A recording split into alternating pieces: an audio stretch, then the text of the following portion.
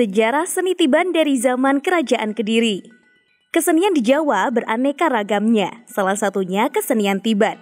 Pertunjukan seni ini berupa tarian dengan permainan adu kekuatan daya tahan tubuh dengan menggunakan cambuk yang terbuat dari lidi daun aren dan diiringi dengan alunan gamelan Jawa. Kesenian ini identik dengan ritual meminta hujan. Namun untuk mengetahui asal mula kesenian ini, berikut ulasan Brantas TV. Pada awal terbentuknya, seni Tiban merupakan suatu upacara ritual yang sakral dan bertujuan untuk memanggil hujan di musim kemarau panjang. Namun, seni budaya yang diyakini sebagai kesenian khas Kabupaten Kediri ini kemudian berubah fungsi menjadi pertunjukan yang dipertontonkan. Namun, kini seni tradisional itu jarang tampil, terlebih karena adanya pagebluk pandemi. Di wilayah Kabupaten Kediri sendiri ada beberapa desa yang melestarikan kesenian Tiban ini selain di Purwokerto. Seperti misalnya di Desa Jambean, Kecamatan Kras, dan Desa Surat, Kecamatan Mojo. Ada hal aneh bila ritual ini meski disambar dengan cemeti berupa pecut yang terbuat dari lidi aren. Setelah berlangsung, pemain yang mengalami luka-luka, berdarah, dan kulit mengelupas. Namun ketika dilumuri dengan ramuan dari pawang atau dukun, gambuh, luka tersebut langsung mengering dan setelah itu tidak selang beberapa saat pasti turun hujan. Budayawan sekaligus Ketua Dewan Kesenian dan Kebudayaan Kabupaten Kediri, Imam Mubarok mengungkapkan, sejarah kemunculan Tiban secara turun-temurun menjadi cerita rakyat yang dimulai pada masa Kerajaan Kediri. Kala itu, kerajaan dipimpin oleh seorang raja yang otoriter bernama Raja Dandang Gendis atau Kertajaya. Raja dengan nama Kerajaan Katang ini ingin disebut sebagai dewa. Sang raja menuntut rakyat menurut perintahnya dan membuat ketakutan. Di masa itu, wilayah Kerajaan Kediri termasuk Kademangan Ngimbang yang sekarang Adiluwih mempunyai 4 kademangan. Masing-masing Kademangan Ngimbang, Megalamat, Jimbun, dan Ceker. Meski diperintah oleh sang raja yang otoriter, namun keadaan masyarakat makmur. Matahari berputar, siang berganti malam, sedangkan malam dapat berganti siang. Begitu kata para Brahmana, yang berarti keadaan di dunia tidak kekal. Orang yang semula kaya dapat menjadi miskin, yang gagah perkasa dapat menjadi lemah tak berdaya.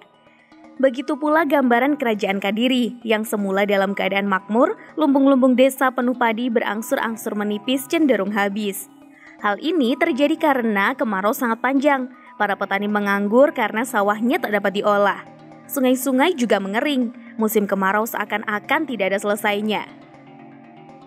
Segala upaya sudah diusahakan untuk mendapatkan air, tetapi belum dapat memenuhi kebutuhan pengairan yang didapat hanya sebatas kebutuhan minum dan kebutuhan dapur.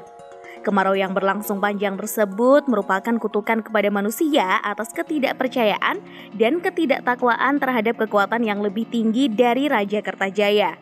Untuk itu, para Demang bermusyawarah dengan para pini sepuh beberapa usul, saran, dan pendapat untuk menebus kutukan tersebut. Rakyat Ngimbang dengan sisa hartanya sedikit diberikan untuk digunakan sebagai syarat pelaksanaan upacara adat. Bagi yang masih mempunyai padi dimohon memberikan seikat, dan bagi yang memiliki lembu membawa pecutnya sebagai lambang kekayaannya. Setelah semua siap, kemudian rakyat berkomunikasi dengan kekuatan supranatural, memohon pengampun kepada kekuatan yang lebih tinggi supranatural tersebut. Selanjutnya, sebagai ritualnya, masyarakat menyiksa diri dan berjemur di panas terik. Sarana ini dirasa belum dapat berkomunikasi dengan kekuatan supernatural. Maka penyiksaan diri tersebut lebih dipertajam dengan menggunakan pecut yang terbuat dari sodo aren, yaitu lidi dari tumbuhan berbuah kolang-kaling, pohonnya menghasilkan ijuk. Prosesi ritualnya di antara para peserta upacara tradisi ini saling mencambuk secara bergiliran. Sudah barang tentu dalam permainan ini banyak cucuran darah.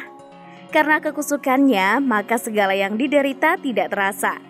Dalam suasana religi inilah kemudian turun hujan yang tidak pada musimnya. Hujan yang semacam inilah yang disebut hujan Tiban. Kegembiraan rakyat Ngimbang beserta pini sepuh tidak dapat digambarkan. Bersyukurlah mereka atas rahmatnya. Demikian kejadian itu yang kemudian upacara tersebut dinamakan Tiban dan diteruskan oleh masyarakat setempat secara turun-temurun. Dengan membaca setting sejarah, sebenarnya daerah Purwokerto, Ngadiluwih di masa Kerajaan Singosari adalah wilayahnya. Hal ini dibuktikan dengan adanya temuan ambang pintu berangka tahun 1148 Salai yang sekarang berada di Museum Erlangga, Kota Kediri. Jika yang menjadi bahan utama kisah di balik lahirnya Tiban adalah sosok Kertajaya, maka ini pas dengan cerita permusuhannya dengan Ken Arok, Ken Angrok. Maka sudah sepantasnya Kabupaten Kediri melabeli kesenian Tiban sebagai seni khas daerah dan harus didaftarkan sebagai hak kekayaan intelektual.